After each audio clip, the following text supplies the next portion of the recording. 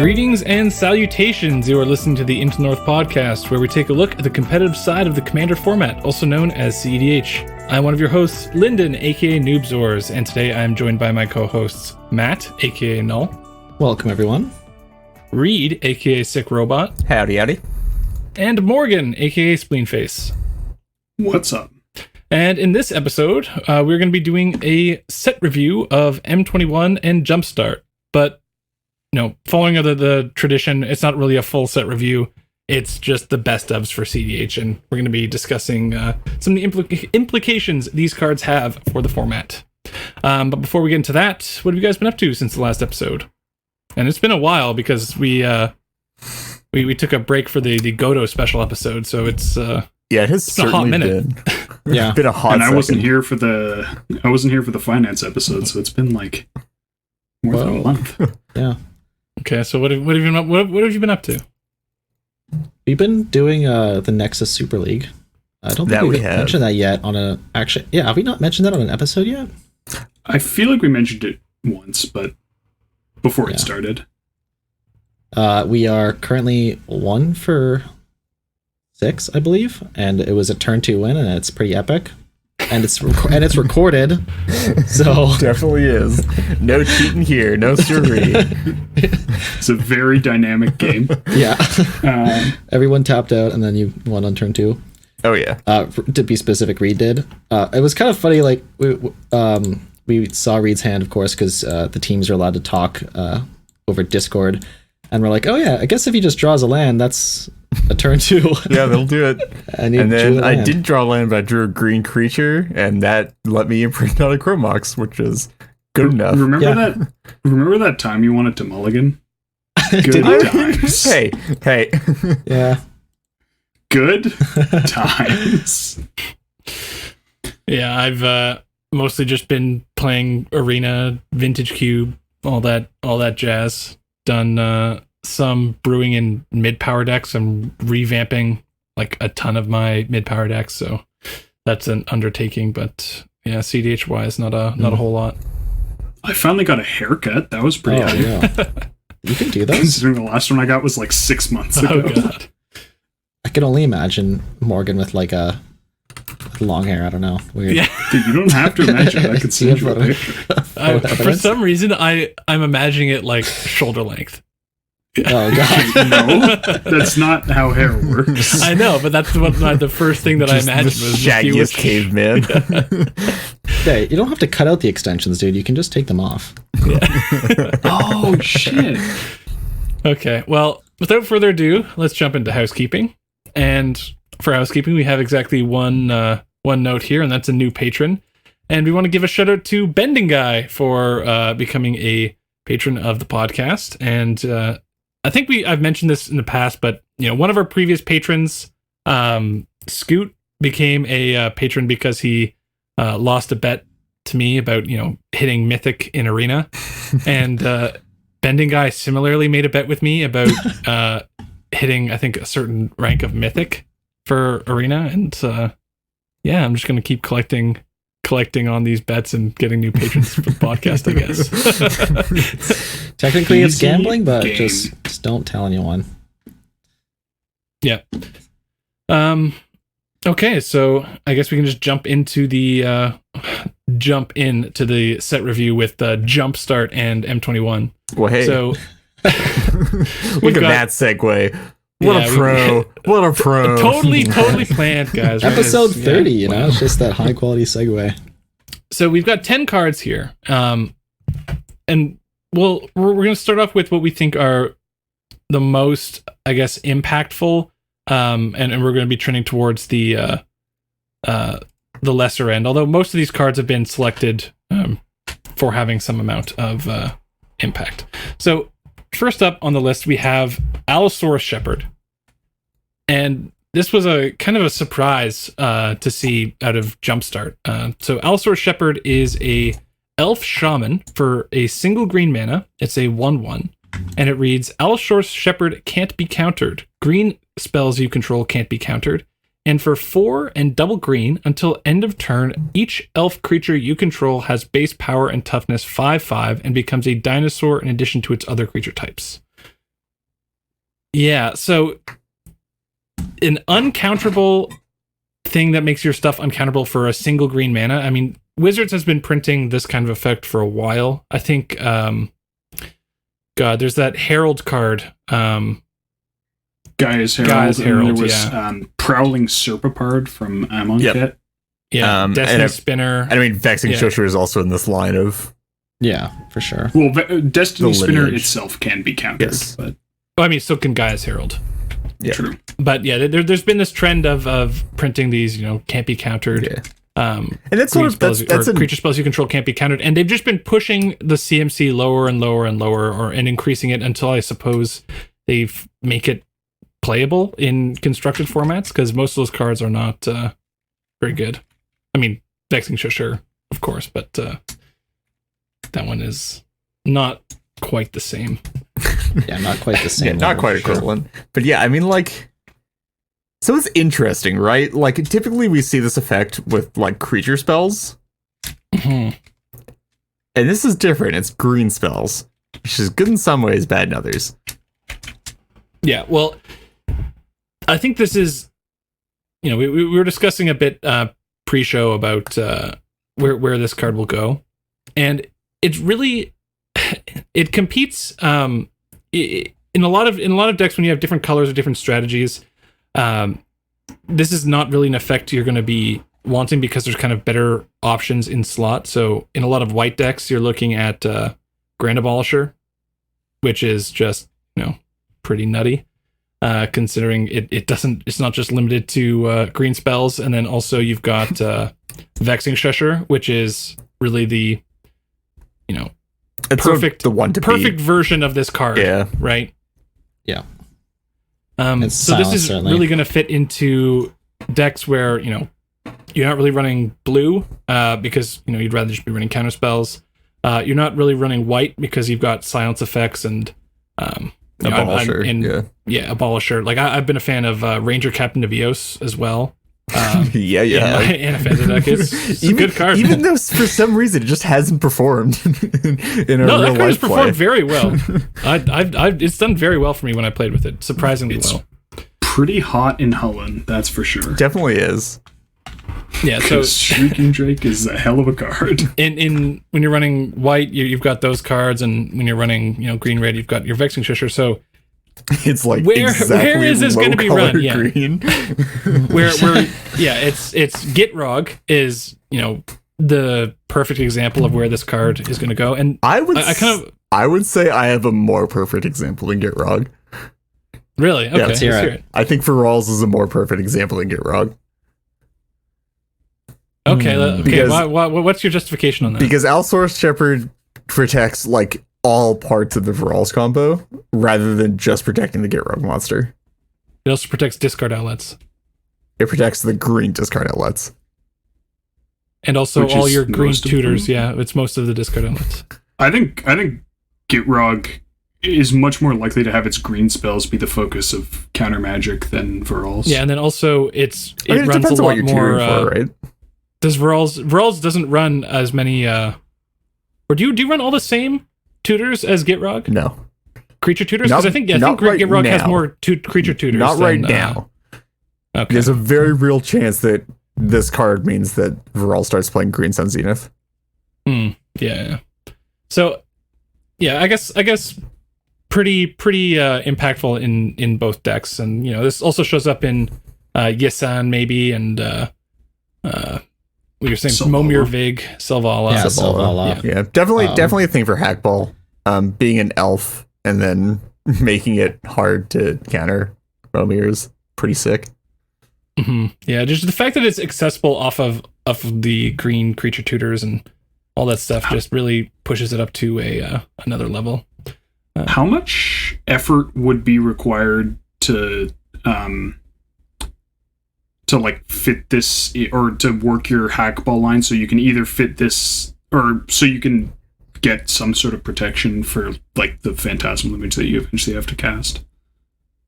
Like with this? Is it like as in if you had this, yeah, for 2 more mana or whatever, could you like do a combo that actually wasn't vulnerable to counterspell? You can do it. or like wasn't vulnerable to a single counter spell. Well, yes, because you have what's it called?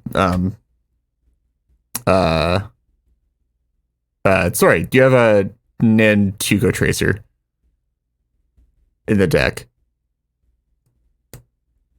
Okay, But yeah. like, I guess also they can probably just interact with the hack if they're going to. yeah, that's mostly the issue. So the place where this is really nice is when you're doing it through Vizier or Painter Servant. Not specifically Painter Servant, but definitely Vizier. Where like, oh, actually, sorry. So through Painter Servant, if you're Everything You is can definitely green. get people if you play it if first. you're doing it through Painter Servant and you play Painter Servant first, naming green, then you don't have the Phantasmal Image problem anymore. Yeah, fair enough. True. So Yeah. One thing I also like about Allosaurus Shepherd, and for Gitrog, I guess it's not really specifically for Gitrog here, but kind of branching this off into a more general comment on new cards being printed and how this affects CDH decks, is that Gitrog doesn't usually get cards that are good for only Gitrog. The trend seems to be these days that if any deck gets an edge, most of the time it's also an edge for the top tier of the format. And Allosaurus Shepherd is actually nice in that it brings Gitrog up and some of these other fringy decks up a bit and doesn't simultaneously increase the power of CST and all these other decks. Yeah, because certainly, like, I don't think this. I've seen some people, going crazy about this card. I don't think it's like a staple that goes in a lot of stuff, particularly the high color stuff, where the important cards are typically not green. yeah, Blue and black. Like if you're looking at these like mid range, like a mid range Timothrasius build, maybe you have the Seedborn Muse that you really care about, and like Neoform is nice, but then like, what are people? Is it a problem for you that people are countering your like Birds of Paradise? Yeah. Or, like you're not getting protection on them ad nauseum here. A lot of the green stuff that you are resolving in those decks, like even if you resolve it, it is pretty removal vulnerable, and this doesn't protect against removal. And the other like one that I've seen a lot of discussion about is Food Chain, and I don't think it replaces Destiny Spinner because they can just interact with your Cast from Exile creature with this one out, whereas Destiny Spinner actually protects both of them. yeah, And protects some of your secondary stuff like Necropotence as well as an added benefit. dude, uncounterable Ristic Studies is brutal. I hate that. I hate that shit. And I guess the final thing I want to say about Allosaurus Shepherd is that I do think that the activated ability is not completely irrelevant. I mean, it's pretty irrelevant in I think you're never trying to actively take advantage of it. You're not going to tutor up being like, wow, I can really use this Allosaurus Shepherd activated ability here. But there's going to be times when the game stalls out, when you can seriously push a lot of damage with by turning all of your dorks into 5/5s. I think it's specifically only really useful in that case in like probably Marwyn and Yisan. No, I think I'm going to be able using this. Like Gitrog runs, almost every elf you can. So it's But there just aren't that Yeah. many elves. So like you're only No, gonna it's- have it's- like 2 elves yeah. out at a time, right? I mean, sometimes, if you can turn your 2 elves into 5/5s and, pressure someone's life total over the game, it's not completely relevant. Or you force them into chumping with And also, Tyrannic like that Magistrate. that does mean that you're also not tapping those elves to activate it, right? Yeah, Like, that's the one, one thing. I mean, If you who add needs to tap nauseam, elves for mana when you've got a Guy's Cradle anyway? like right? I will say, That's a I've good point. definitely killed people with mirror entity activations like a good number of times, but I think that's Like that's a to, lot to anybody better. listening, you might be thinking like, oh, he does it every once in a while. Then like this is like every third game with Holland. Like this is a very frequent occurrence. Honestly, it was more Yeah. of a thing in Kestia at the time, but Well, because there was a lot more like hate bears and the rule of laws and whatnot. when playing but, when playing against Keegan from or a friend of the show, Keegan, QMTG member, he frequently just beats down with Urza constructs, and I'm that's like, that's the big one. Yeah. That's the thing. beats are real, man. Don't Us count Canadian CDH players, man, we love our long games. Until we don't. Until we don't, which is Like also, about an hour and I a think half it's in. like, Linda, without counting them, how many elves are in Gitrog? Without Not counting counting them, I'm going to not say counting like ESG. 7. I don't know. Off the top of So my head. there's 8, including the ones that cost more than 1 mana. Like, the odds that you have even 3 of them out. Allosaurus Shepherd pretty is an low, elf right? and does count itself. Yeah. Yes. 7 mana 5/5, so good. It's That can be uncounterable too. Well, I'm sure that Ceton is going nuts over this card. Oh yeah, no, 100%. It is also a dinosaur when you I activate mean, it is a shaman, which is huge. funny. Shaman tribal. What's the Dinosaurs are is funny. it Sachi or something? The Or the Orochi. Yeah. yeah, is it Sachi? Am I right with that? Yeah, she taps shamans for Shamans green, right? Yeah. Yeah. 6 mana. Dude, make your statue uncounterable. The ultimate shaman It's a tribal mana rock commander, when she yeah. comes down. Nutty. Okay, so I think we've exhausted everything there is to say about Allosaurus Shepherd. So second on our list, we have Peer into Depths. Matt, do you want to? Yeah, sure. So it casts for 4, black, sorcery. Target player draws cards equal to half the number of cards in their library and loses half their life. Round up each time. This is Peer into So the what we're Abyss, by the seeing way. is, Peer into the Abyss. So what we're seeing is, we're seeing the ad nauseum reference, I suppose. Obviously a bit stronger on average. I'd say that you get access to more cards off Peer, but costs more mana and it's a sorcery. And of note, it does draw cards.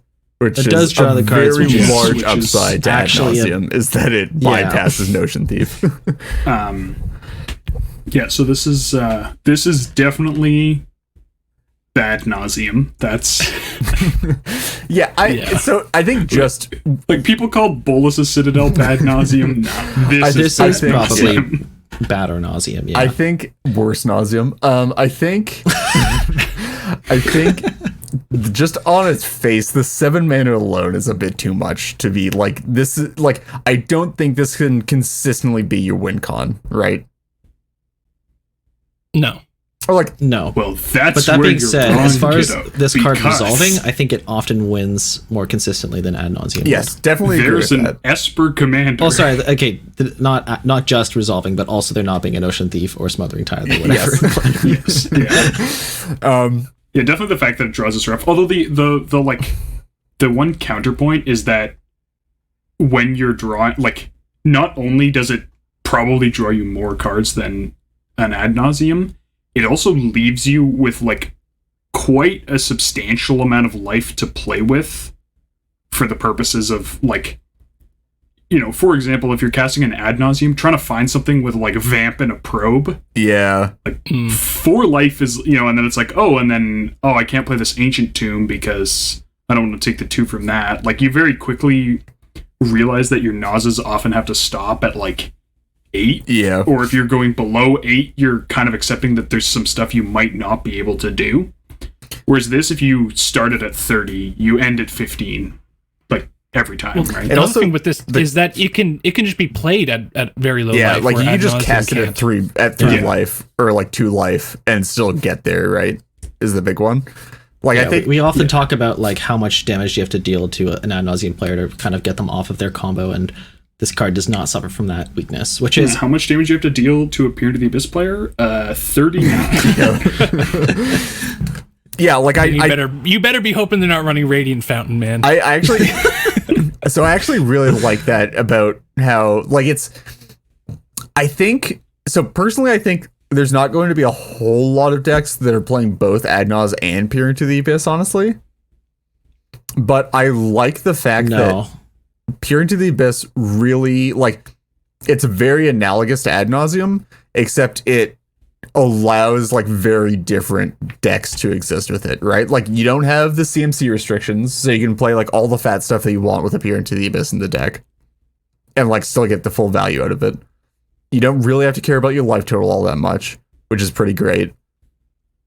And like you're on average getting more cards like even discounting the CMC, so like you don't necessarily have to even build into it too much, right? Yeah, you don't have to have the Absolutely same density of Like rituals fast and mana. fast mana to 'Cause like. you're just gonna see more like raw cards on average. I mean, you still need Yeah, the we- rituals and stuff if No, you're trying you to tap definitely out still- and win the same turn. You definitely still need it, but you don't like need the same Uh, density to win from an ad naus on 0, right? Yeah, like you don't have to go like super deep to try and get to 3 or 4 mana after this, the way you often do with Nas. Yeah. I think for me, the first thing that jumped to my mind is that this is probably something that's going to be a redundant copy of Ad Nauseam in decks where you're all in on an Ad Nauseam and there's no really great way to recur things. So probably like a Sidisi, mono black Sidisi might consider running this. Just to If that deck There's still a exists. throwback. Yeah. yeah, fake decks. I am.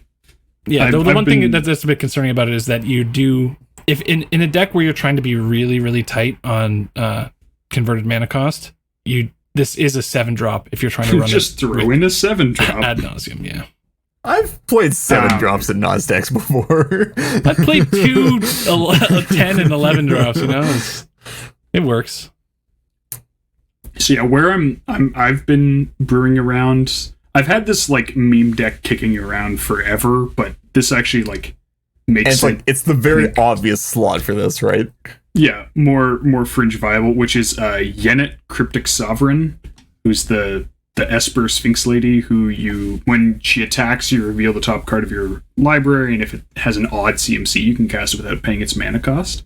Which, like, Ad Nauseam always existed, but it never felt good with Yennet because you want to put in like a bunch of other stuff to cast for free, right? Like you want to cast turn spells for free. You want to cast like Blightsteel Colossus for free. I mean, Blightsteel Colossus costs 12, unfortunately, but you want to cast your turn spells or like expropriate or whatever, and like that meant that you kind of couldn't be on Nas unless you were sort of going all in on Nas and then completely throwing away the value you got from Yennet as your commander. But now this doesn't anti-synergize with high cost stuff and is just like an I win button. Like it's And as so, close as you like- get to like an ETI off of Yennet, right? Yeah. And so this makes the deck actually have like a much more realistic way to like Yennet plus top deck tutor more or less wins the game rather than sort of kind of getting you something good. But like because you have to have that tutor and because you are casting spells, Yennet doesn't demand the same like, oh my god, kill it that something like Zur does. Where like, oh, if that attacks, it's an uncounterable necropotence and then we're dead. Versus here, it's like, oh, well, we can still try and interact when Yennet does Yennet stuff. So it doesn't have that like massive target painted on it the same way. That being said, like I think Yennet. Like it's definitely not an untap and win commander. That being said, though, I do think that Yennet might be a more attractive Gilded Drake target for a lot of decks than Zur, though. Yeah. Just because, like, Yeah. because like. If you're playing a deck that like doesn't have a necropotence or whatever, you're just like, well, I'll take the Zur, but I'm not gonna be super happy about it. I don't know, man. I'm pretty happy about finding Mystic Studies and Mystic Remoras. Whereas, every like, turn. if I steal a Yennet, oh man, dude, I can cast my Adnos in my farm deck. I can Dude, cast I don't free think there's a Mystic Studies single off the top. 5 CMC or more commander in Seed H that isn't Gilded Drake worthy. I'm trying to think of it. It's almost too Godo? tempting to just Godo? pass it up. Yeah, Godo's pretty non-Gilded Drakeable. Yeah, I Oh, guess yeah, I can that's go true, to that's exactly. Yeah. Unless you're on some spicy brew. Does anybody really ever want to Gilded Drake the Tassiger when there are Thrasios at the table? Let's be Yeah. honest. Yeah. Really? Yeah, do it. it's Yeah. enormous. The 4 or 5 hugest is butt. infinitely large. But yeah, obviously things that cost like 4, even the 4 drops, most of them are pretty freaking Gilded Yeah. Drakeable. Yeah. Pretty much anything. The other thing that's really really sick about Peer into the Abyss is the art, man. Oh, that's great. Yeah. I love Dude, the art on this I want card. somebody to do like an animation of it where like it's like the infinite zoom in on it, yeah. where I like actually- it's just constantly Pretty sure flowing that's out, out. man. I have a vivid image of watching that the day that card came out. It's like they're zooming in on like the Mandelbrot set or whatever. Yeah, It's just yeah, like, you know, elf guy all the way down. Reminds me of Recurring Insight. I also like the art on that card. Curry Insight's a fun one. Yeah. Okay. I think that covers it for Peer into the Abyss, right? Well, I think sorry. So the other one that I also think like Peer in the Abyss can go into, aside from we've touched on Farm, we've touched on Yennet, is just like really fat storm decks or like decks that historically like would have wanted to play an ad nauseum but like just can't really justify it, like stuff that's playing, you know, like if you're playing delve spells, like you want to be playing a deck with like Treasure Cruise and Dig Through Time and stuff like that. Like Peer into the Abyss seems pretty great in those decks. Why can't I play this in Mystics though? You can also this wish, is a great one for playing in Fatty Yuriko. Oh, yeah. Yeah, Yeah. because it's a flip for 7, and it also just lets you win, Just wins even the with game, playing yeah. stuff like Temporal Trespass in your deck. Yeah. Dope. There is a third type of category, which is I think Peer Fourth, in the Abyss fifth. can kind of have some cheesy options in Kenrith builds where you're pretty much flipping the die on whether you can find a dockside or not. And with Kenrith's first ability, like you're not actually trying to you're not necessarily stuck on getting all the mana rocks when you can give the creatures that you draw haste. Okay, but think about this as a burn spell if you have a Notion Thief in play. You can just dome someone for 20. Dude, Pain Reflection? That works, man. Too bad it's not an instant. It'd be the ultimate combat trick. This opens the door for Underworld Dreams and Oh my god. Oh my god. Nekusar, man. This is actually That just spicy as fuck, Tech and Nekusar. That's hilarious. this it reminds me of at the Battle Bond pre-release, my partner and I managed to kill people with both modes of Sign in Blood. Oh yeah, actually, We decked that's we decked one opponent and we drained one opponent. it's actually sort of Nice. true, right? Like this is just sort of like the ultimate Sun and Blood, like the fattest Sun and Blood possible, right? Like that's sort of like Sun- I what don't think there's a all bigger the Sign in blood. Blood. I don't think there is. Dude, they should make a draw your entire library, lose all your life sign. That'd be sick, honestly. 14 mana. Okay, so moving on. Next we've got Ghostly Pilferer. Reed, you want to get this one? Sure. No, I want to Yeah, get this okay. one. I'll give this Morgan. I'm I not saw on that this one card. going. Yeah. So Ghostly Pilferer is 1 and a blue for a 2/1 Spirit Rogue. And it has, when Ghostly Pilferer becomes untapped, you may pay 2. If you do, draw a card. And it also has discard a card. Ghostly Pilferer can't be blocked this turn. Oh yeah, and it also says, whenever an opponent casts a spell from anywhere other than their hand, where have we seen that text before? Draw a card. So Where have we seen that text before? I have a couple questions before you get into it, Morgan. Why is this a Alright. discard outlet? And then why is it unblockable when you discard a card? It's because this is key to the city, dude. That's And also, why is it a blue it's dress basically key to the magistrate? city on a creature. Yeah, so this is someone like looked at Razakats and they were like, how can we design the most perfect card That for can't Razakats? go in anything That's- else. I very much disagree. I So I think actually that do as well, for the record. the second line of text, which is the one I read last, the whenever an opponent casts a spell from anywhere other than their hand, draw a card. I think that's like extremely good text. It draws off commanders, obviously, and then it's extremely difficult to breach combo through, and it's more or less impossible to Scepter or Food Chain through. And Urza as well. Even if you do infant without if you do power artifact or something, you just can't. I don't know that drawing like they match. I don't know that drawing your deck actually beats Urza. It doesn't actually beat it because they exile all their library first and then start casting cards, so they can just like spin it or like bounce it first spell, but still.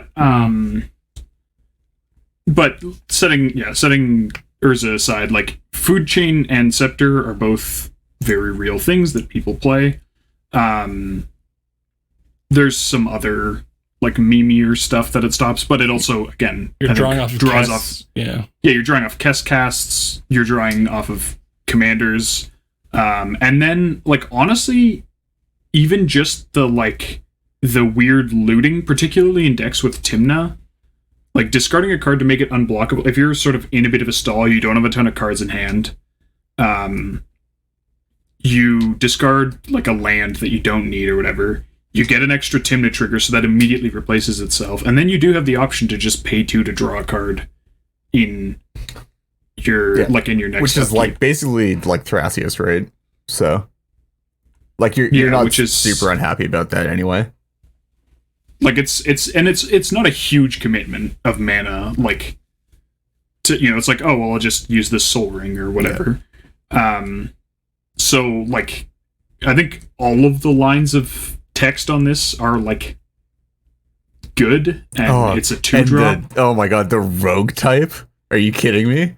Yeah, it's also pretty nuts in Edric, because there you really care about rogues to get Prowl online. And yeah, I think this card. You can also sack it to Kaikar. Yes, probably won't, but in an emergency, probably will not. Like I think that this card like reasonably goes in most or many slower Tymna decks, at least as like a meta call if you do see a lot of Food Chain and Scepter. Because just like a stacks piece that shuts out Food Chain probably draws you a couple cards and synergizes with Tymna seems pretty freaking good to me. I'm definitely down with this card for any Tymna deck that actually is looking to use Tymna, which is like any Tymna deck that I play, but I know not necessarily all Tymna decks are like that. Like anything that you consistently swinging out or like dropping a Tymna on turn 2. I like this as a meta tech option. It's just like it's so flexible. it just sort of its default is just good enough in most cases.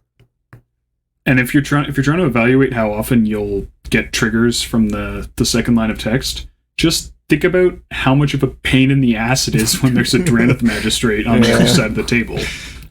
And there you go. That's how often you'll be drawing cards. That kind of segues into my I guess objections about this card. So I do agree. Obviously, this card is slam dunk in Razakats, and I actually do agree as well about wanting to put this in Tymna decks if your meta is full of these kinds of decks. I'm just going to tack on quickly before we get into you shitting on our dreams here. Sorry.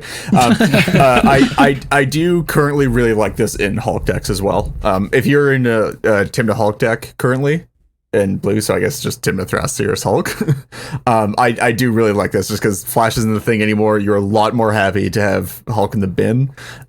Like you sort of would want to be playing discard outlets anyway, but discard outlets are all bad, except this isn't a bad discard outlet, so you just play this instead and get Hulk out of your hand when needed. Yeah, certainly I said cats, but generally Reanimator and Tymna are both things that really make me want to play this card. All right, go for it. Okay, now time for me to shit on your dreams. Okay, so I do agree that if your meta is full of Food Chain or people doing Scepter Breach stuff, then or Kess, this card is clearly going to shine. Now, I just don't think that those decks are nearly as good or as popular due to the prevalence of Drannith.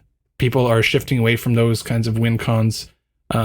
When they're going, full try hard mode. Maybe you're playing against, some people for fun and they're just trying to be, a bit hipster or spicy. But I don't think that Breach or Scepter are really the go-to win cons to be doing these days with Dranith. So the fact that Dranith is just going to be in every deck makes Ghostly Pilferer kind of a bit weaker, because people are going to be trying to avoid those kind of strategies. But I mean, I think Food Chain and Breach are both like A tier win cons, with Oracle Consult being the S tier win con. And especially when they Like, all the- layer together pretty easily as These well. are very common win cons. Like, And I think one point that wasn't necessarily emphasized as well is, like, even if the second line of text isn't relevant for the table, like the default mode on Pilferer, if you have a Timna, is still strong, where you're just getting value off of it.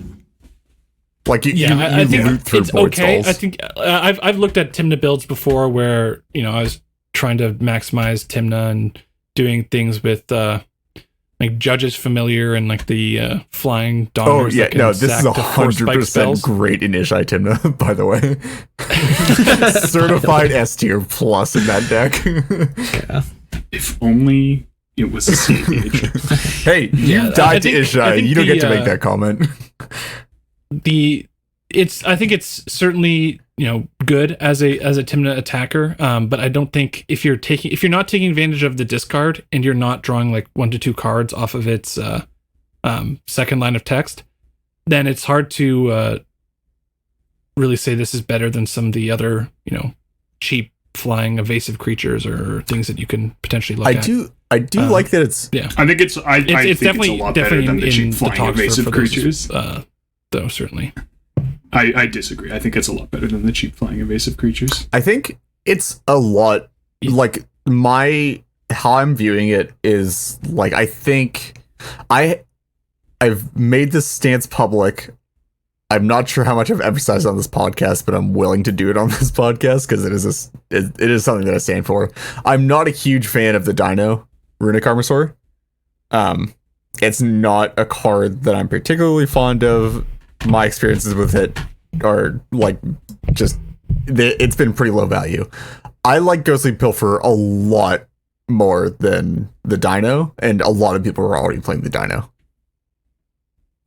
Yeah, that's fair. I like this better than Dino as well. But the Dino is so thick. It's not necessarily in the Dumb same thick, slot, man. exactly. Bard, Definitely. it's so thick. somebody please make that edit. Just Simpsons edit with Milhouse holding the Runic Armosaur. Okay, here's my Pilferer hot take, okay? So it's a discard outlet, right? And you're already running Gilded Drake if you're in blue. So to enable a Get Rog combo, all you have to my do now God. is put Dakmar Salvage in your deck. Oh man. And if you're on a consultation database, like, it's Oh my god. Oh, that's dude. Okay, Sinestro, get on this. This is the new Tasker build. It's definitely Yeah. not Get Wrong. what's the Grixis food chain deck or whatever. Food change Food 11. chain. Oh my Food It god. just gets chain. better. Okay, so next up, we have Emiel the Blessed. Yes, we do. And Reed, you can get I this will one. take this one. Emiel the Blessed is a 2 white legendary creature unicorn. It is a 4/4 and it has 2 abilities, one of which is 3 exile target creature you control, another target creature you control, then return it to the battlefield under its owner's control. Know that this is a fast flicker on an activated ability without a tap. You just have to pay mana. That is a first in the command zone. We have not seen that before.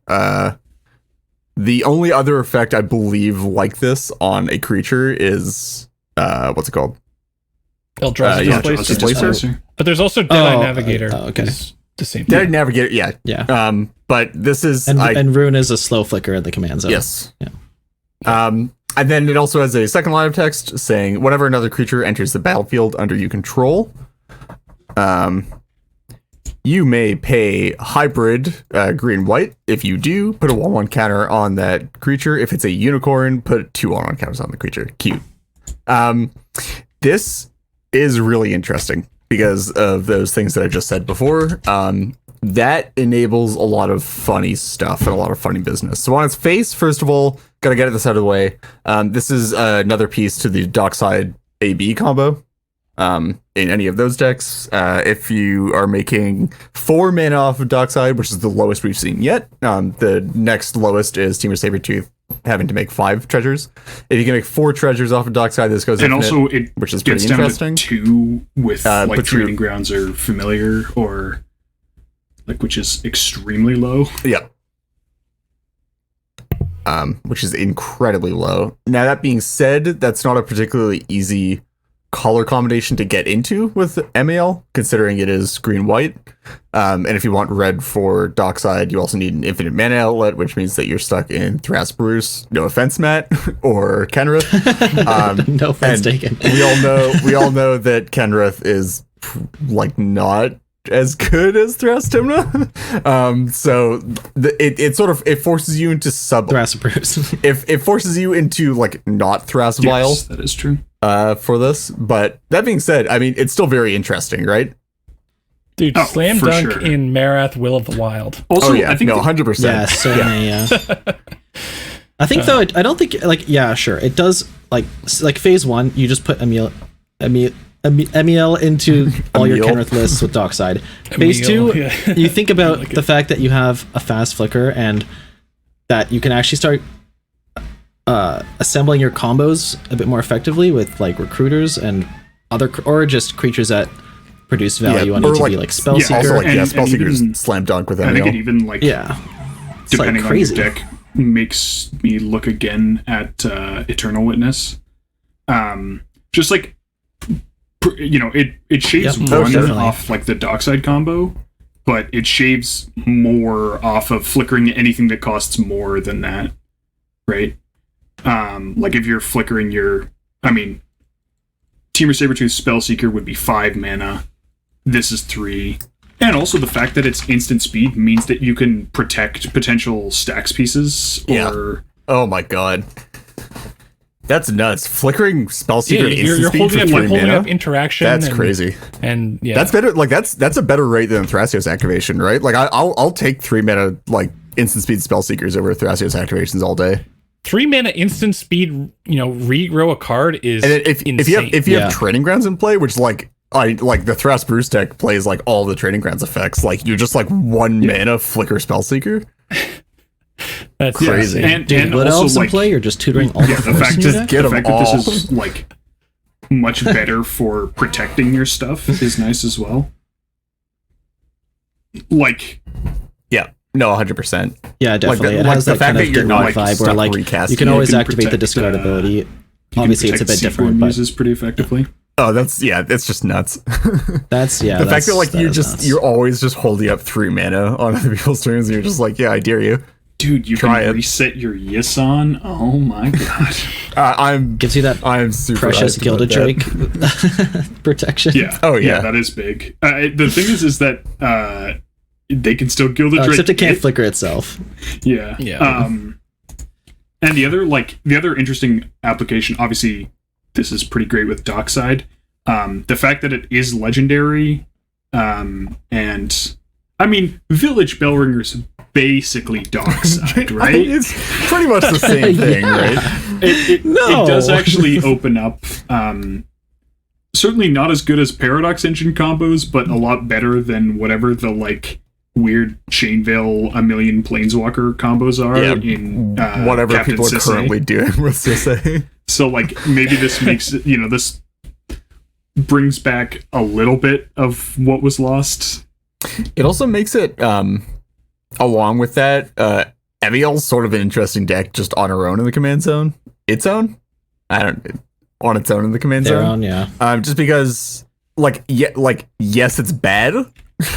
I'll accept this. I'm not saying it's good. it's good in the I'm command saying- zone. Yes, it's I'm bad. saying it's First it's point. interesting because what you can do with it is with Emiel out, you can do Recruiter. Recruiter gets Village Bellringer. Village Bellringer makes a bunch of mana. You can make infinite mana with it, plus Village Bellringer if you have enough creature mana in play, and then you can use it again to flicker the Recruiter and grab an outlet. So you Find your ballista or technically whatever have it is, like yeah. one card combos that are creature combos in a green-white deck, which is pretty This cool. reminds me of your Nazan deck, Reed. Yes. You just have a penchant for brewing. Okay. Weird I have a penchant for card efficient combos. Definitely a strong card in Nazan, gotta say. Oh yeah, no, this just gives you another infinite mana combo consisting of Pikachu's.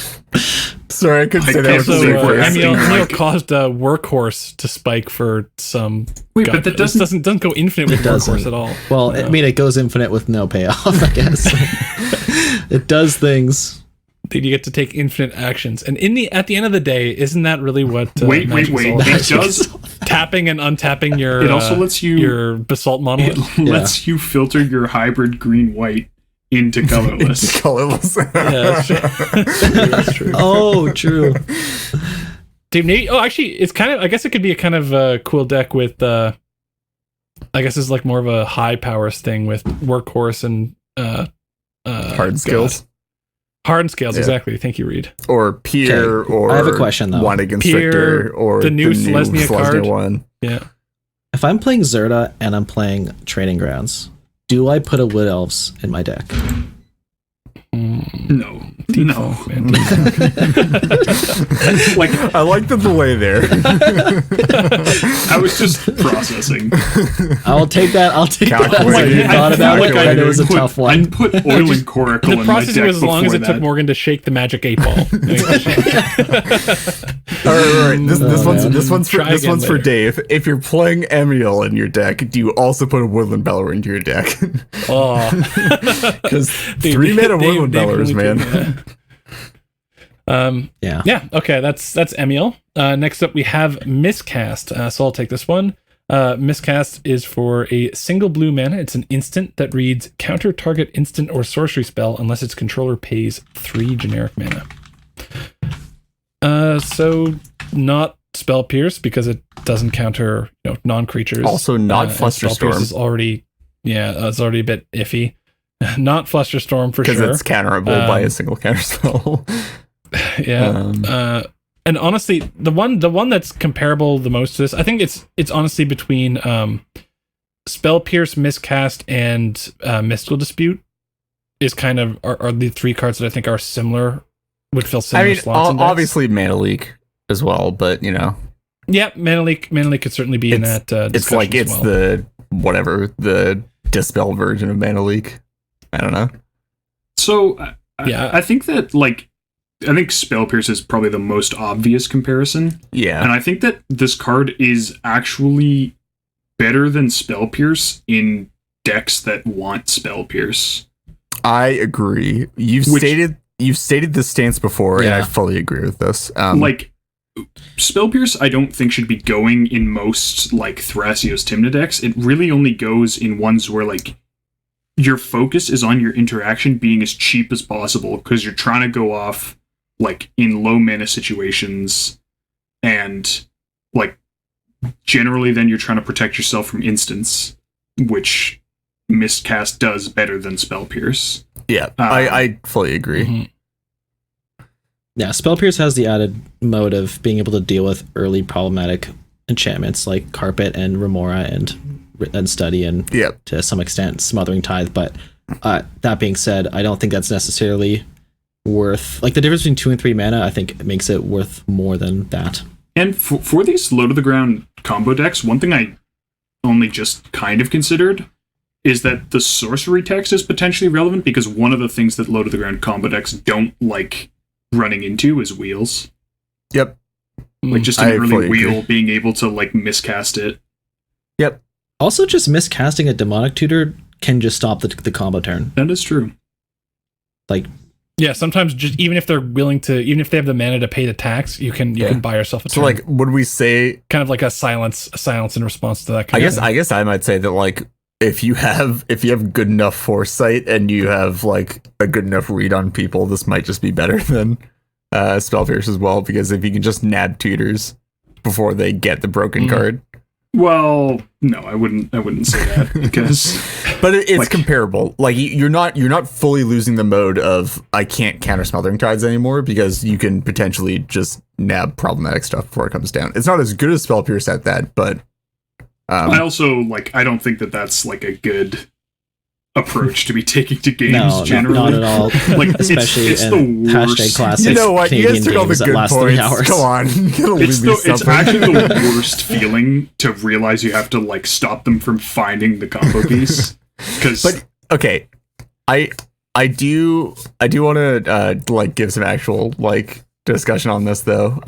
In that I think one of my largest traits as a player is I hate paying 2 mana for interaction. Yeah. When you said mana leak, I was like, that's not a That's not a read card. Nice try. I the most unhappy I've ever been is having to cast a Domin's Veto for full cost. It's not something I want to be doing. Okay, that's a bit far, I think. No, but so it's a bit extreme. I don't like having to play counterspell in my decks. I like to build my interaction so it's lower to the ground. I prefer being sandbaggy on interaction and building my decks to account for that. And I just enjoy playing those types of decks. I've always enjoyed fast-ish flash decks. I'm currently messing around with Hermit Druid stuff, all that kind of stuff. I can't answer creatures. Read 2017, 2018, 2019, 2020. I really like Miscast because I historically have not really liked Spell Pierce. Spell Pierce is really bad once you start running into decks that are actually holding up mana and aren't just trying to be low to the ground and be bare minimal. If people actually start holding up Thrasios activations, it's terrible. You can't grind with a Spell Pierce. It's just really bad. Miscast helps shore up a bunch of those weaknesses by tacking on that extra mana. And it just adds another 1 mana counterspell to the suite, which I am fully happy to take.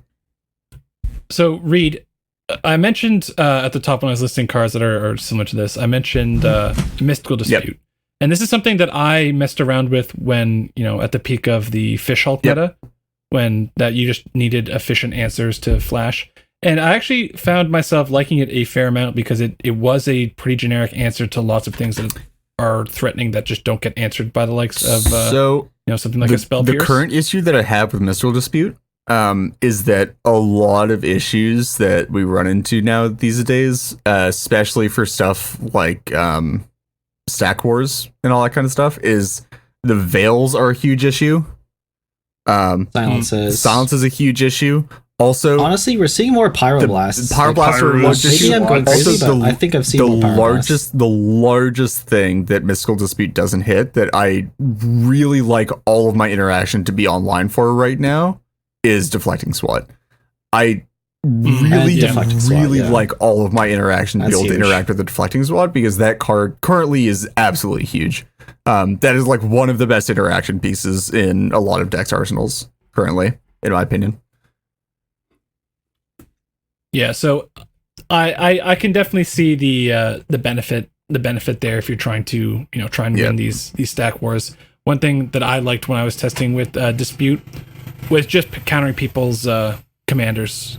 Countering commanders, countering Remoras and Rhystic Studies. That's definitely reasonable. And yeah, that was, if those are the kinds of games when you're concerned about it, then maybe I think if those are the kinds of cards you're concerned about and you think the games are gonna where that kind of thing might be relevant. I think it was certainly nabbing a in Zur. One of the big ones was because I was running in my Zur deck was countering Gilded Drakes. Yeah.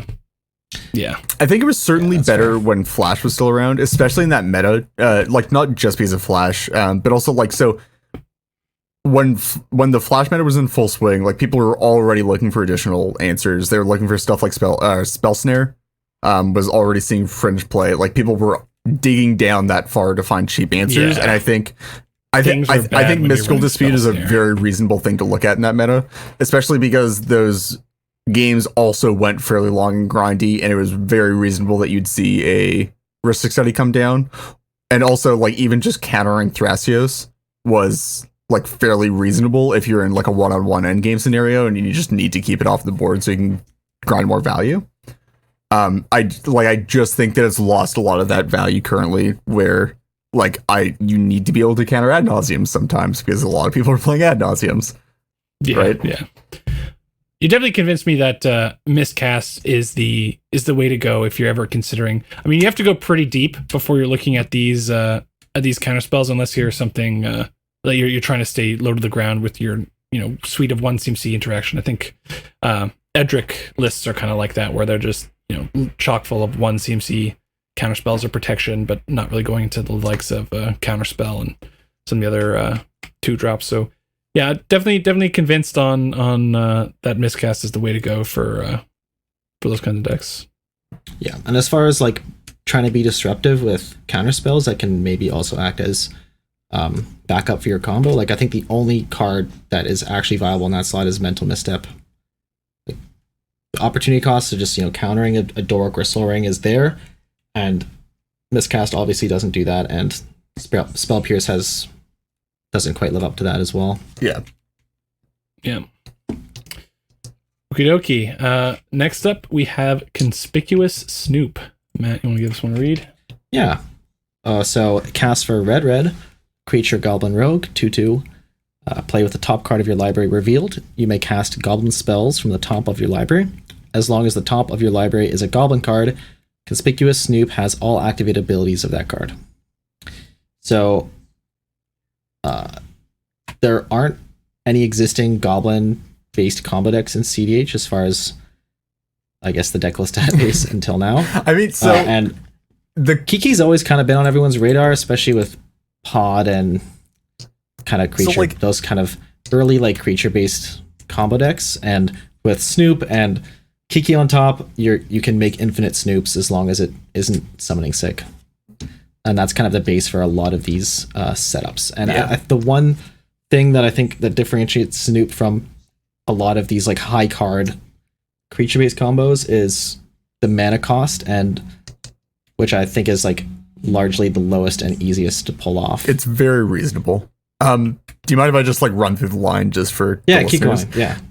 So generally the line that you're going to be looking for here for same turn wins in the most conventional AB combo style is going to be Conspicuous Snoop plus Goblin Recruiter, where you play Goblin Recruiter, you search for any number of goblins, which is again a hilarious effect.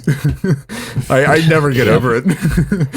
Dude, I'm just waiting for Conspicuous Snoop Dwarf Edition where we can start using Dwarf Recruiter. So you Goblin Recruiter, search for any number of goblins, put them on top of your library in any order. You find a bunch of stuff, including a Torch Courier to put on top. You play Conspicuous Snoop.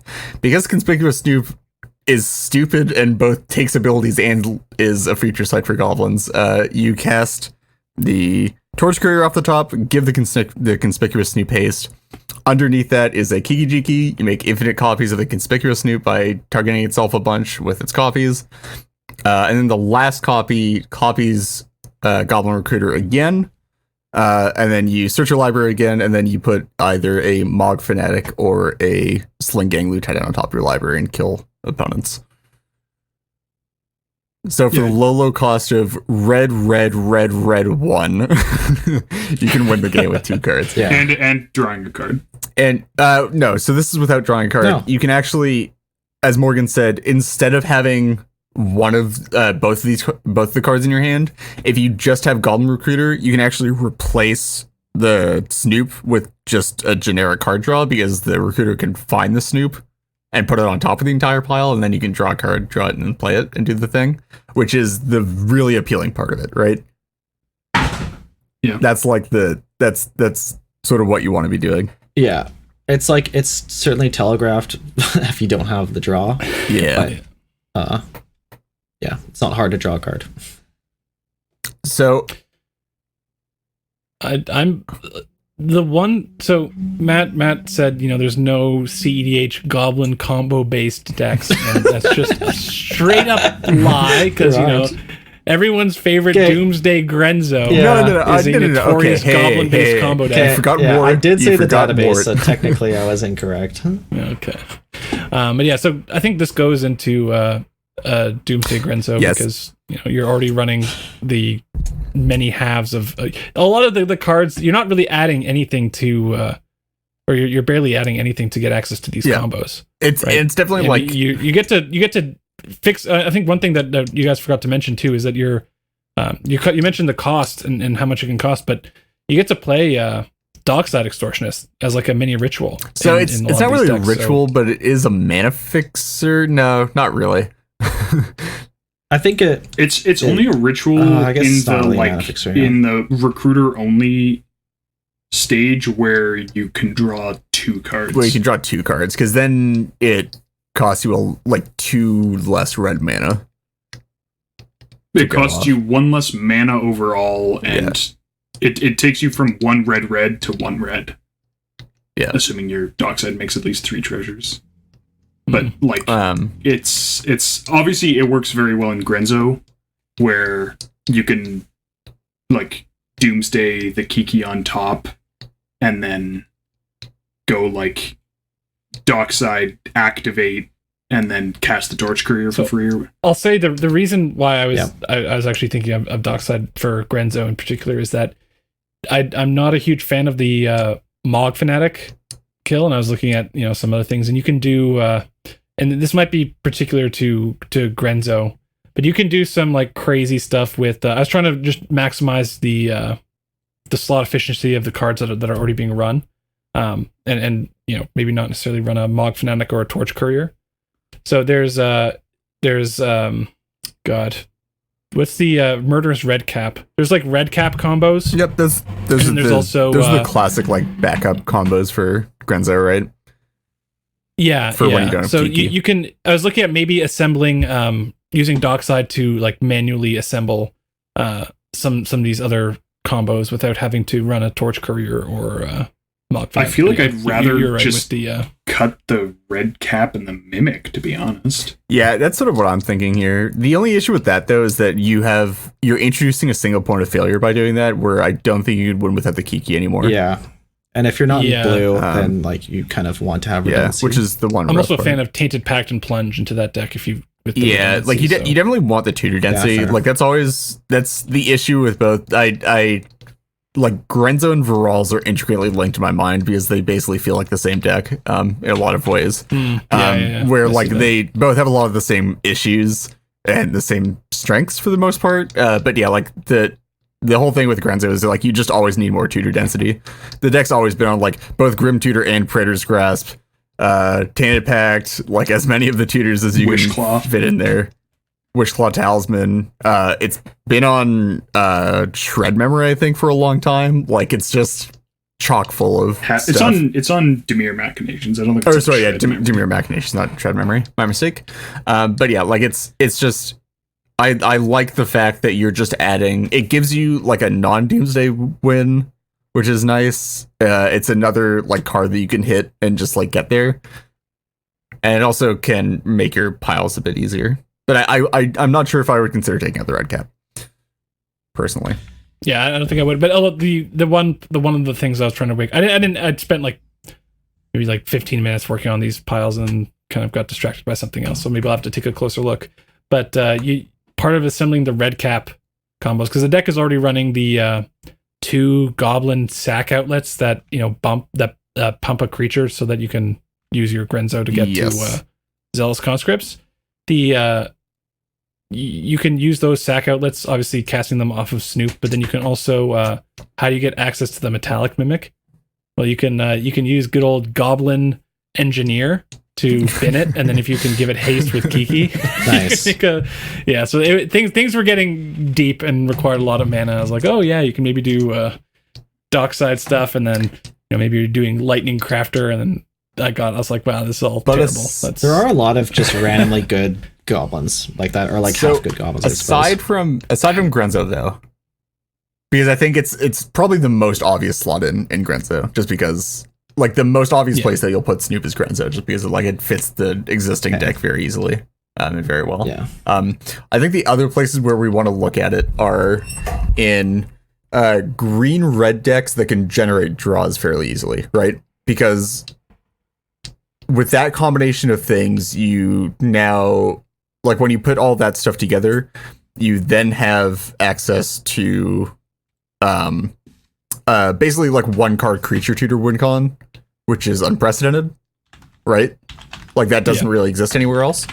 Or it's not anywhere else, but that doesn't exist in green red right now for the most part. You can't. So you just run this in your Gallia, like- your Gallia deck, and you just hope I mean, you don't it is- discard the card. Kind of does. It just requires like a billion mana because it's all like Ewit shenanigans into dockside stuff. But yeah, like obviously this is actually practically attainable. Yeah. Because 12 mana win cons aren't Yeah. really like a thing. Like on like five mana 1 card win con in like low-ish color green-red decks, as long as you can generate a draw somehow. Like that's a pretty interesting thing to look at, right?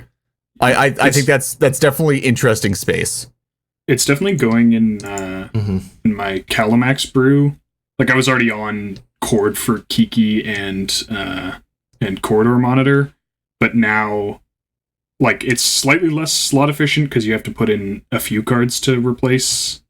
Like I took out the birthing pod as well, but you get the backup and the deck's on just like all the instant speed cantrips because they're all pretty good when they draw you 2 cards instead of 1. So Definitely not bad. it definitely doesn't have issues trying to draw a card. Yeah, so And then like you just just makes your like creature get tutor there run. anyway, right? Yeah. Yeah. So the plays that I've been looking at Snoop, this isn't like unique to me. There have been a lot of people that have been looking at this. Is putting Snoop into Tana Timna shells, which I think is also a pretty interesting place to put it. Timna generates draws very easily, very readily. You don't have to spend any extra mana on generating a draw, which is pretty nice. And you also have black to find the Snoop. You have green to find the Snoop. You have white for some nice backup cards and nice support cards. And you're just sort of in all the right colors to maximize its efficiency as a 1-card win con with Recruiter, obviously. So I think that's pretty interesting, actually. I think it sort of opens up a bit more space along with... I said this on a Team Tier 3 stream a bit back. I don't actually remember when. Was it this week? Might have been this. Whatever. I think with the advent of the printing of a bunch of cards such as Deflecting Swat and Veil Summer and some of the defensive options in Sans Blue, it's actually a lot more reasonable. And now with the printing of Snoop, it's a lot more reasonable to be in like a proactive space with that deck, right? Like historically, Tana Timna has sort of been stuck with pod shenanigans and like some reanimator stuff. But now you can actually like play this proactive creature deck and actually have a fair amount of resiliency, and it's like very easy to find your win cons. Yeah, I transitioned my Anafenza deck into a Tana Timna Raspberries deck, and I've been pretty happy with the what red provides. Yeah, and obviously having like it's, I think there's pretty. Between like a Razaketh Reanimator and Snoop combo, I would personally lean towards the Razaketh. Like I think Razaketh is kind of straight up stronger than Pod. Although I do think that this, if people are doing Tana Timna Blood Pod stuff with Kiki or whatever, this could just layer pretty nicely. The one issue with Snoop and Pod deck, like Blood Pod, or Metapod, is that it doesn't play particularly well with Rule of Laws. Yeah, I mean, you don't have to run the Rule of Laws. Well, right? You could. Well, could transition that's sort of like the entire reason to play Blood Pod right now. I mean, that deck also runs, like it runs Null Rod effects in the Blood Pod deck. Well, so, yeah, but that doesn't actually. It doesn't. That deck is already doing like things it doesn't that shut are, up like that your are buried known. alive stuff though. Like you can still win through that. Like it just makes it very awkward for win cons wise. But yeah, I sort of get that. Also, this is sort of ignited. This and Oracle being the best deck and me playing a lot of Hermit Druid has sort of ignited my love of Aether Vial in CDH decks recently. Because no, seriously though, because historically I haven't liked it, and I haven't liked it for very good reasons, and I still don't like it in the decks that I didn't like it in before. But with the new decks, I'm not changing my position. To be clear, everyone, I've been consistent the whole time. No, hey, You're not running for office. Hey, I even though I do like it more than like I see the uses for it now, and I like it a lot. I think it's really nice when like there are a lot of really good 2 CMC creatures now that I'm really happy to be like putting in for free or putting in at instant speed for free. And just being able to consistently do that is pretty nuts. Like being able to just straight up say that you miss out. You're sad that Flash is gone, so you no, longer Flash and build the Drake, and this is what you're trying to do. My Hermit deck is primarily actually just an Oracle deck looking to win at instant speed. Man, you tried so hard with that, lab man. Hey, I've done it before with Cord. I did it before on stream with Cord. But I meant with the vial. Well, yeah, with the vial, obviously, but Anyways, next up. Yeah, I think that's next up. It's good for Conspicuous Snoop. Yeah. So next we've got. I guess okay. There's only one small thing to say, which it's kind of more to debunk a thing I saw on the subreddit, which is, Snoop plus Recruiter plus Abolisher is like a great Hulk outcome, and I suppose if you either don't have white or blue. So I think my points against that is, like, if you are choosing to play Hulk, like the great part about Hulk is, it is kind of only mediumly elaborate, but also if you are stuck with combo pieces in your hand, you can just manually assemble the combos, where with Snoop, like, you kind of do get stuck if Kiki is in your hand, or if the Mog Fanatic's in your hand, you can get stuck. That's actually why I like that's why I like the Sling Gang Lieutenant more than Mog Fanatic right now. That's what it's called, right? Yeah, that's a good just point. Because you can play it out and it can still mana. sack stuff, right? Because you're not casting them through the combo either way. Yeah. So if you're considering like Hulk, and I guess if you want to stay away from white and blue for your commander choice, I suppose, then it does have these weaknesses. Though it is clean to say like one activation, Abolisher, and your combo for one red mana. That does, like, on paper sound great. Yeah. Okay. So next up we have See the Truth. And Morgan, you can get this one. So it says, See the Truth is a sorcery that casts for 1 and a blue. And it says, look at the top 3 cards of your library, put one of those cards into your hand, and the rest on the bottom of your library in any order. If this spell was cast from anywhere other than your hand, put each of those cards into your hand instead. So is there a sorcery speed anticipate? Anyways, I can never keep all those. It's not Shimmer Possibility, but so look at the top 3, take one of them, which is not a great card, but then if you can cast it from somewhere that isn't your hand, you will be drawing 3. So that could be Breach, that could be Kess, that could be Tygam. Unfortunately, the way it is worded, I've seen a lot of people sort of get this wrong.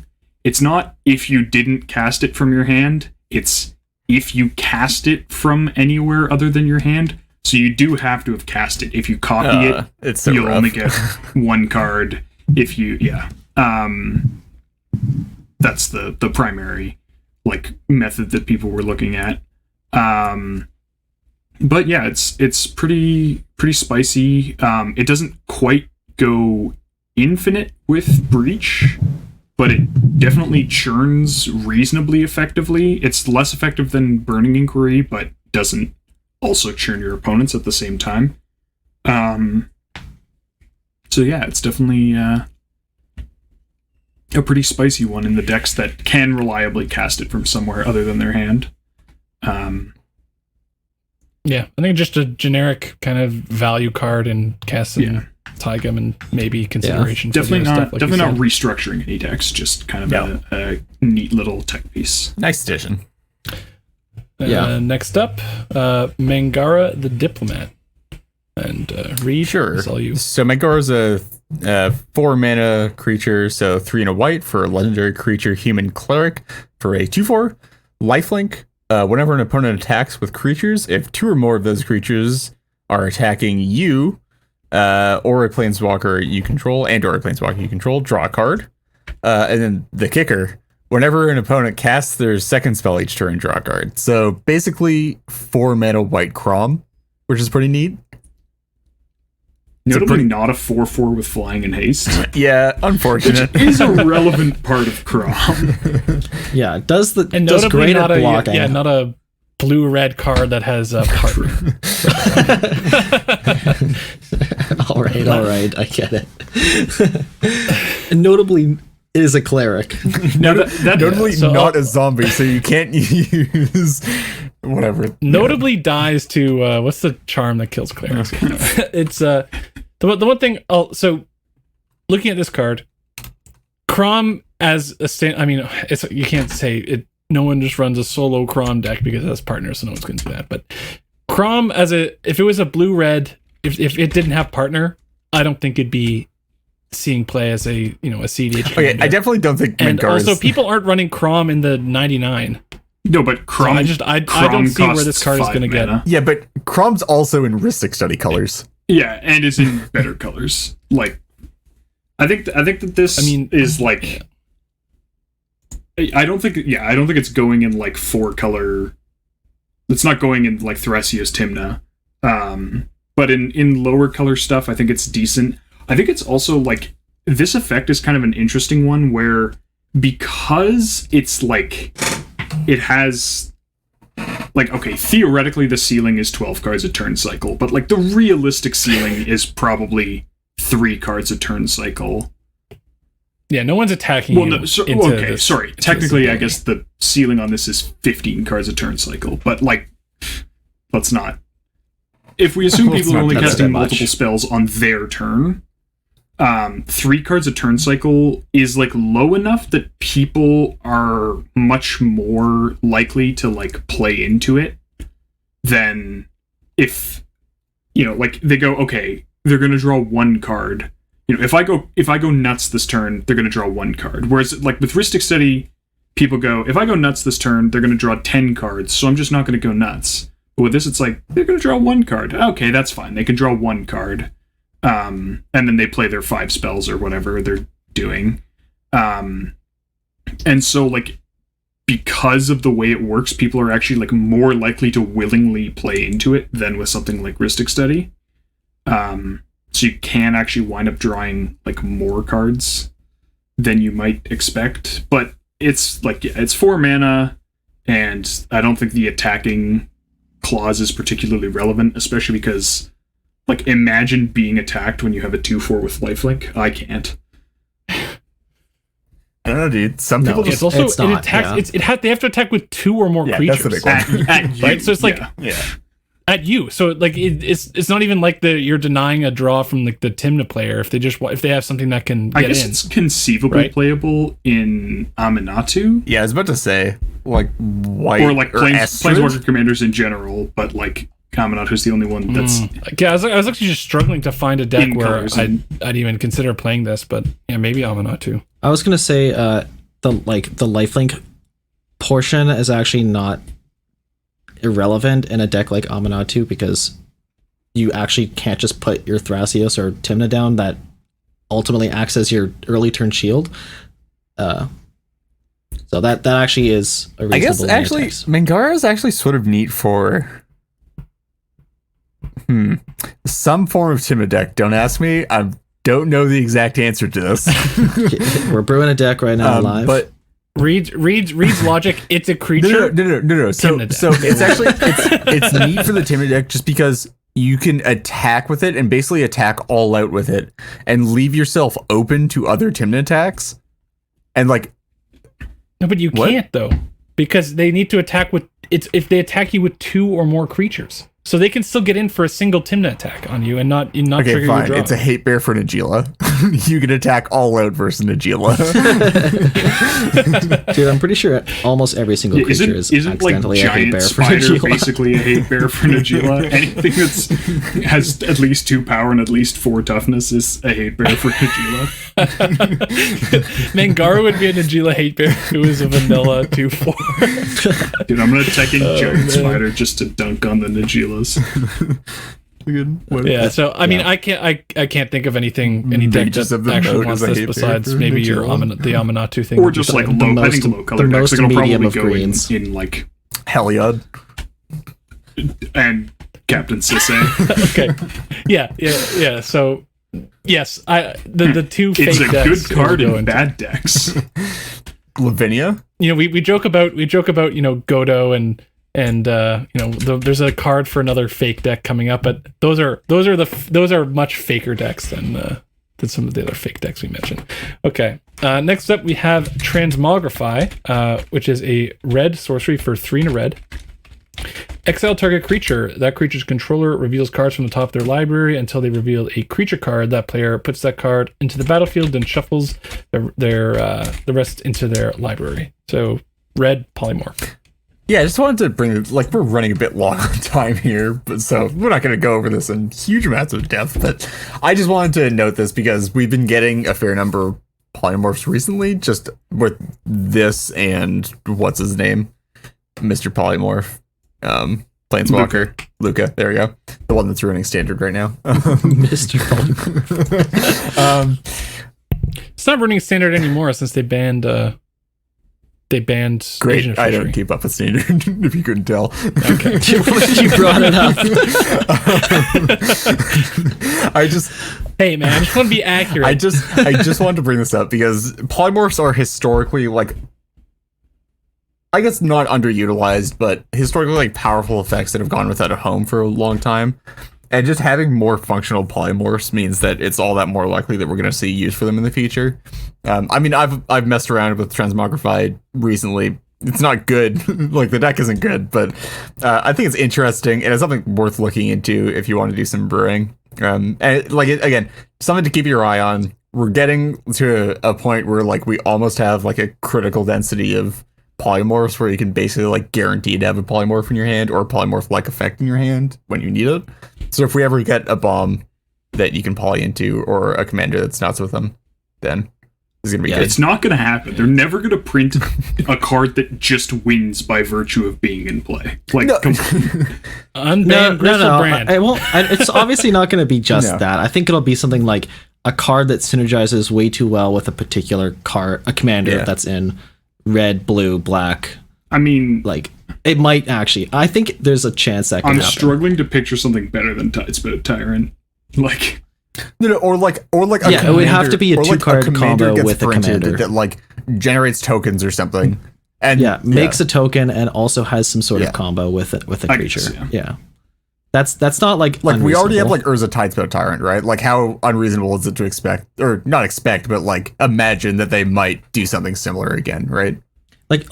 Imagine a card that's Kikar but has some sort of creature combo but is also generally speaking they could a print weak a card. spirit that combos with Kikar. That could work. But anyways, it's close. And as Reed said, Transmogrify is not going to just, it's not just unexpectedly unlocking all the polymorph decks. Really what needs to be unlocked is that one payoff. But what it's doing is it's building the density of effects that you need to play a deck like that, right? So basically what you're saying is I don't know how much the density needs to, how there's already a decent amount of playables. I don't know how dense you are making your polymorph deck. Never underestimate how dense Reed is. I don't think Proteus Staff is playable. I would play up to potentially 8 polymorph effects in a deck that really wanted it, right? Yeah. Jesus Christ. I think there are a lot of ones that get played that really aren't playable. That are actually really not going to be good cards just because of how accessible they are. And if you have more of the effects, then you don't need to play the bad ones because of how durable they are, right? Proteus Staff is typically played because it stacks your deck, not because it is a good polymorph. We know that's right. You play Proteus Staff in 2 decks? Does Elsha even play Proteus Staff anymore? I think the bad versions. Yeah, so it's played in 2 decks, only one of which is real, and the real deck doesn't play it because it's not a deck. Are you saying that Proteus Atris isn't a real deck? I'm saying that Proteus. I'm saying that Proteus Fibblethip isn't a real deck. What about Atris? Anyways, again, faker than the fake decks. So we need a new tier. Okay, so we spent all too much time talking about so we're just gonna get through this for a non-existent archetype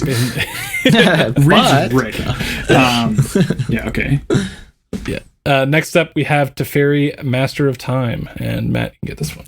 Yes, I can. So for 2 blue, starting loyalty 3, guys, we have a Planeswalker finally.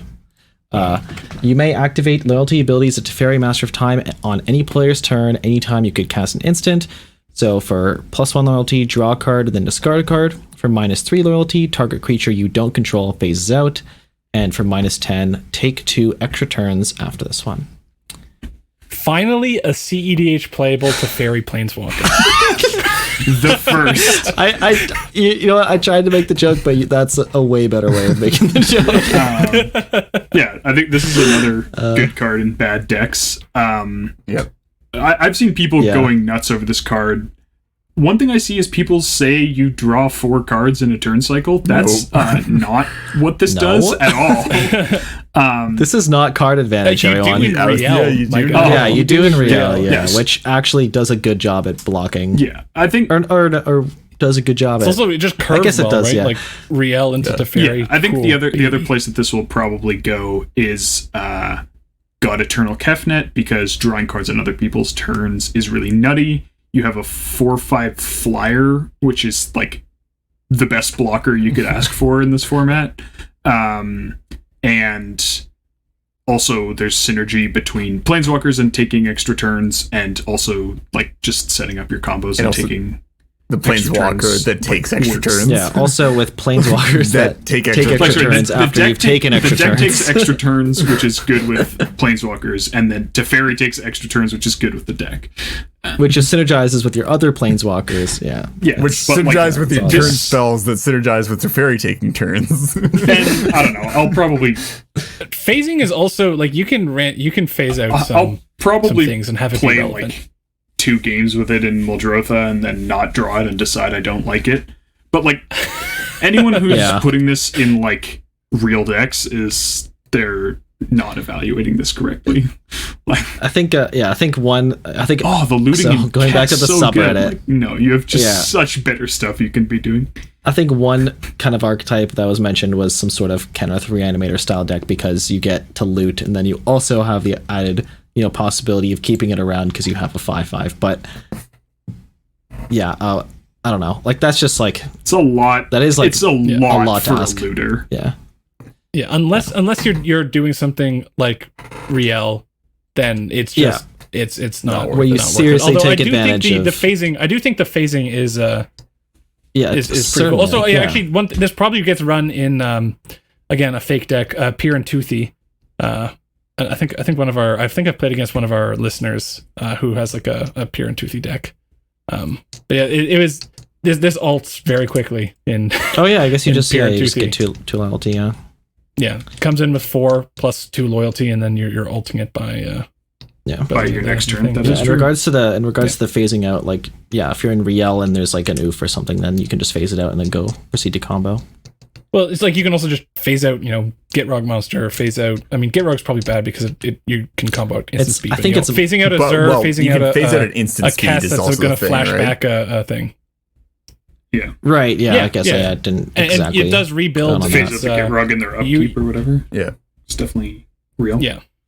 Also, like it does make Yeah. it hard to attack, especially if you have like one decent blocker, because then they have to attack with like basically 3 things to get through, which is certainly a lot. Well, to I ask. mean, if you're trying to phase with it, but I mean, most of the things in CDH have very low power, so like you can a lot of the time, because he grows loyalty so fast, you can kind of just escape some like weenie attackers if you don't have a block with just upticking it over and over again. And then if someone sends something large after it, or like 2 medium things, and you have a blocker. That's, anyways. Yeah. Mhm. Wait. What about what is it? Does Oath of Teferi allow you to double activate? And we're each moving person's on. turn? That's a good one. Yeah, I don't think they would word it like It does that. it. But You can only the game rules. You can activate Planeswalker's abilities once per turn. Right, but Oath of Teferi says twice rather than only once. So So is it? Okay, each so it is each too. turn, it says So it is each too. turn. Wait, Oath of Teferi Okay. says each turn. Neat. Yo. Moving on. Okay. Final card on our list. And this is Traitorous Greed. Morgan, you Do Why I are you have to? putting this on Morgan? Yeah, don't put this on me. Okay, Morgan, just Traitorous skip it. because we've been Morgan, following just an skip it. order. We've been following a Okay, specific yeah, we're gonna order, move on. and it's Traitorous Morgan's turn to lead the Greed card. is 3 and a red sorcery. Gain control of target creature until end of turn. Untap that creature. It gains haste until end of turn. Add 2 mana of any one color. and Lyndon still thinks Zada is a deck. So No, it's a fake deck. I've said it's a fake deck, but it's a All deck. right. We've talked about 3 cards for fake decks. I mean, Transmogrify isn't even a card for a fake deck. It's an archetype that doesn't even exist. okay, It's so a fake basically, archetype. Traitorous Okay, Greed I and think Zada like okay, is in Zada specifically, Traitorous Greed is like obviously nuts, right? Like this Yeah, card is and obviously it's bonkers. 2 battle hymns and it gives your team haste. Okay, Yeah, that's all you need. I mean it's a 4-mana card. Insane ritual. Anyways. Okay, that's it. That's all it does. Wait. Okay, I have something here. No. Let me just. I need to remember No. the card name. Quick, Linton, yeah. get the Yeah, get we the can gut go- check keep in. going, Get let's the keep gut going, check let's in. keep Start the gut check, Linton. Okay, so time for everyone's favorite segment, and that's gut check. Gut check. Good check. Gut check. Gotcha. Wow, Morgan, you've been gone for almost a month And from there's the still no podcast, hype and that's for the it? level Come of on. energy you're bringing. Yeah, okay. So this is a quick 2-parter. Nothing super special. I kind of just want to know what your guys' take on this is. So, first part, limited or constructed? Okay. Constructed. Constructed. Yeah, constructed. Yeah, okay, I kind of figured. Now, second part, I'm also constructed for what it's worth. And then part 2, your favorite 60-card format. That's tough. Do we have to play this format? We definitely did this one already. I think it kind of flip flops between like vintage and legacy. At least I can justify for the my most answer part. this time. Yeah, I mean, like my 'Cause, favorite like, is Legacy. I think legacy has like, yeah, I think so. One thing that I like about legacy more than most other formats is the brewability. Like the format just has so many decks that you can brew, and it's also like that can actually compete, and also it's a very interactive format. It's also a very like explored format, so those kind of all add up. I think some of my favorite decks of all time, or at least one of my favorite deck brewers, was played, I think, mostly Legacy, and that's Gregory Hatch. Oh my god. He had the mono blue Yes. martyr, and yeah. it's also And one his of Artificer's And the- Intuition that Artificer's Intuition deck, dude. Like Legacy. I Legacy also has my favorite deck names of all time. like Yeah, I guess Oko yeah. Puffs those are and good Oko names. Crispies. And All of the variations on. and then my answer, which I got shit for last time, but I'm sticking to it, and I actually have a good reason this time, is Frontier. And I know it's dead, but the reason I liked it is because it was like alternate history standard. Like you got to see, like more so than Pioneer, where the card pool's a little bit too big to see it directly. You got to see like very clear historical standard archetypes, both playing against each other and getting extra tools from like other sets that were just outside of the rotation. And I thought that was really awesome. it's a very good hipster I know, answer, right? Morgan. Yeah, Reed, it's like the remember berries of formats. is it Popper? Okay, my favorite format that I play is Pauper. My favorite 60 card format period is Legacy. Legacy is just too cool. There's too much cool stuff going on in the format at any given point in time. And like somehow, I don't know, like there's obviously like the biggest dichotomy in Legacy player base between like sweaty nerd and really, really cool dude, but it has like the highest density of really cool dudes, really cool people, sure, I should say, out of any of the formats, I think. Okay. My answer is a format that is pretty new. That's going to be historic.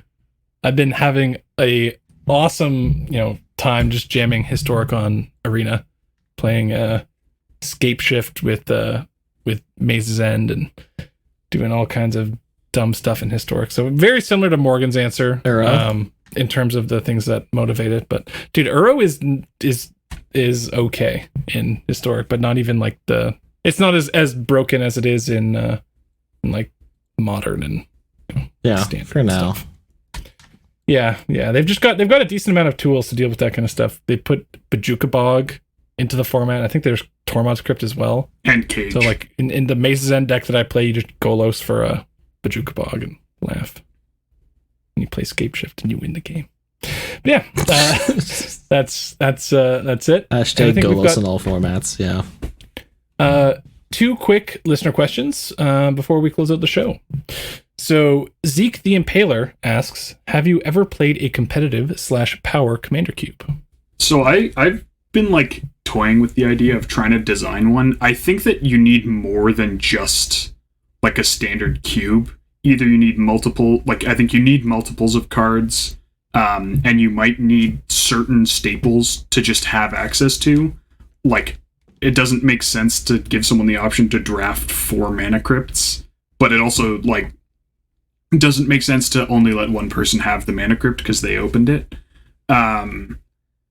So like, I think that it's like kind of an interesting idea, but it would certainly need a decent amount of work to sort of balance it for higher level play, where you can't just sort of jam like balls of cards together and have them loosely function.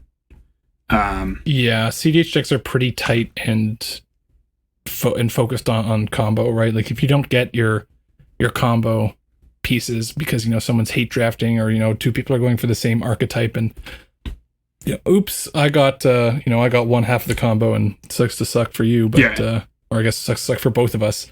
Your deck is just not gonna function. And also, right? That's why like having a more traditional cube where you can just do beats or have different kind of archetypes where there's lots of redundant pieces is I think also like it's a hard thing to fix. Considering how many cards you'd actually have to draft, like you'd be looking at drafting like 6 15-card packs at the very least, probably more. It's so easy to hate draft when the draft runs that deep, right? Like you just you like it's pack 1, you're on your 3rd pick, and maybe that's too early to say you've committed, but it's pack 2, you're on your 3rd pick, and you're like, oh, here's like the Thassa's Oracle, and I'm playing like Rurik Thar.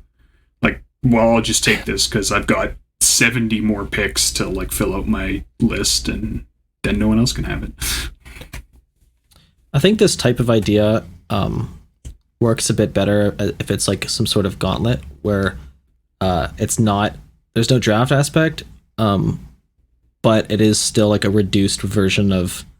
There are still reduced versions of all of the meta decks, I guess. So there'd be like maybe pick some amount of cards like 60 or 40, and then just build kind of the 40 card reduced version of all the decks, and I think that'd work a bit better. And then you can also just have so many more decks.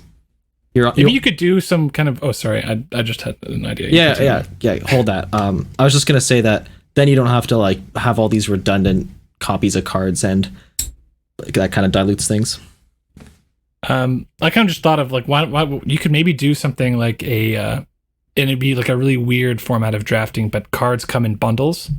So you've got a Consult plus Thassa's Oracle bundle, and maybe like a strong counterspell bundle or different combos and interaction, strong pieces, hate, and it could be very take someone very skilled to kind of figure out how to balance everything around this, but you kind of fix some of that problem maybe of hate you could drafting. set it up like, I forget what the game mode's called, but the thing in like the Hearthstone single player things where there's like sets of cards that like that have the theme, and then you're offered like some.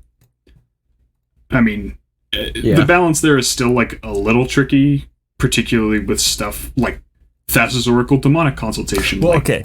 So that's a combo. You could do that, but you could also do things like you could put Mana Crypt with like some terrible card to maybe balance out some of the bundles, right? You could kind of do some neat stuff. Sure, like but that. there's just like where do you put Thassa's Oracle, right? Like I think additionally you could have like a post draft trading period where you could actually trade people. If you put Thassa's Oracle in a pack or like in a set with a Tainted Pact, and then like put the consult elsewhere, like say in like the Food Chain pack, it'd actually be really interesting because Thassa's Oracle and Tainted Pact is not an easy deck to build and draft, where like basically you have to start picking non-basics immediately.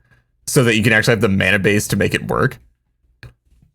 Well, I mean, if they're in bundles, there's going to be some like non-basic packs, but even like, so, yeah, you're gonna have to pick up you'd have to like spend a bunch of picks on that. Yeah, yeah, that's interesting. You know, maybe we should build one and test it out. I know I've been working on and off on like just a regular commander cube, and it's fun to design that, but I think it doesn't suffer from the same kinds of challenges for this kind of like CEDH cube. Well, if you want to have a cube kind of emulate the CEDH experience, it's a lot harder than trying to build a cube that emulates the, you know, casual / mid power EDH experience. Yeah, I think the sort of generalized version of the problem that you're facing is like how drastically different certain card slots are, and how winning the game isn't something that you do with cards that are standalone.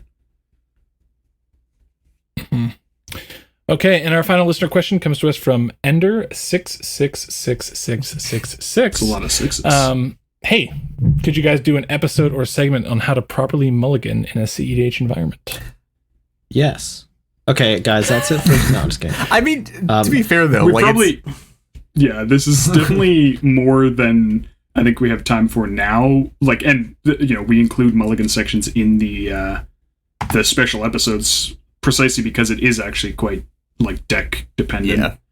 Yeah. So yeah, we can definitely go more in depth on mulliganing in a future episode.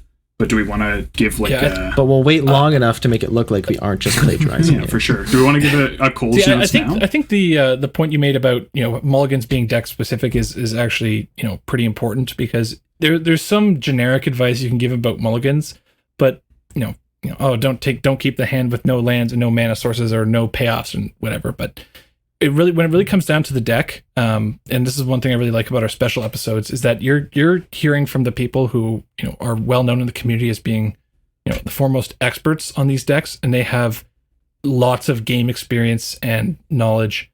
And the hands we select for these episodes are, you know, we generate a bunch of different hands, and we go through and we pick ones that are challenging for the guests themselves. So you're really getting a live view of what these expert pilots are, what their mental process for going through these mulligans. So I don't think it gets much better than that in terms of just, you know, watching people actually go through that process to determine how to improve your mulligan game.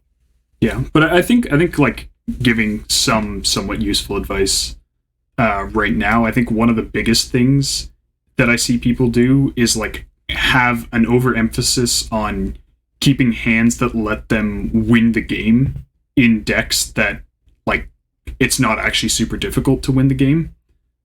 Like if you're playing like a Thrasios Tymna deck, throwing your hand back because it doesn't have, like, it has, I don't know, some accelerants and then like a value engine, you know, a cantrip and some interaction, and you're playing Thrasios Tymna, like throwing that back because you don't have like a tutor or a combo piece is probably not necessary in most games where like you can leverage the deck and the commanders and the value engine to find, you know, one of your tutors and set something up.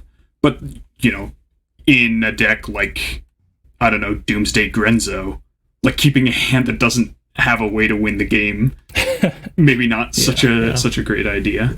So Dodo, for instance. Yeah, certainly. I think Kess is the biggest example of where like it's probably the hardest deck to mulligan for that same reason.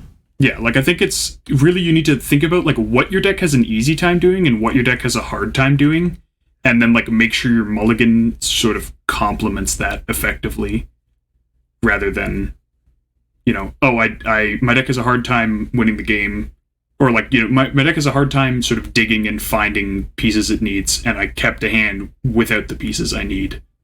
Like, you're gonna have a bad time.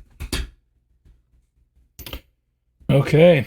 Well, that wraps it up for this episode. If you guys would like to reach out to us with any questions, comments, or concerns, you can contact us on Twitter at Into the North Pod, via our email, intothenorthpodcast@gmail.com, or on our Discord server, the invite link for which can be found in the description for this episode. Next, special thanks to all of our patrons who help cover the expenses for our show and allow us to work towards improving the quality of the podcast. If you too would like to become a Patreon, we are at patreon.com/Into the North Podcast. Thank you as always to the band Vox Cadre for our lovely podcast music, to Nate Slover for our equally lovely podcast logo, and to our long-suffering podcast editor, Roadkill. Next episode will be out in 2 weeks. Until then, see ya. Bye. Have a good one.